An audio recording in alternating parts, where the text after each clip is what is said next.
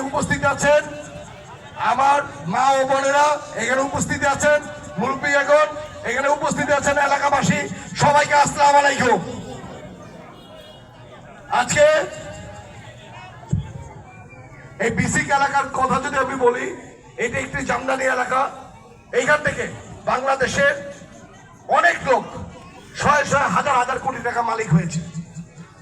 আজকে অনেকের গাড়ি দেখা যায়, অনেকের বাড়ি দেখা যায়, কিন্তু বিসিক এলাকার কিন্তু উন্নয়ন কেউ করেছে? আপনাদের কেউ উন্নয়নের দিকে তাকায় নাই।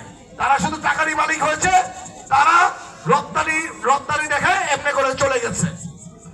আমি নারায়ণগঞ্জ চেম্বার থেকে কয়েকবার এই বিসিক এর জামদানি পল্লীর সাথে বসেছি, জামদানি ব্যবসায়িকদের সাথে বসেছি। আমি চেষ্টা করছিলাম এইখান থেকে আপনাদের মাধ্যমে আপনারা যাতে ডাইরেক্ট এক্সপোর্ট করতে পারেন, ডাইরেক্ট ফরেনাররা যাতে এখানে আসে,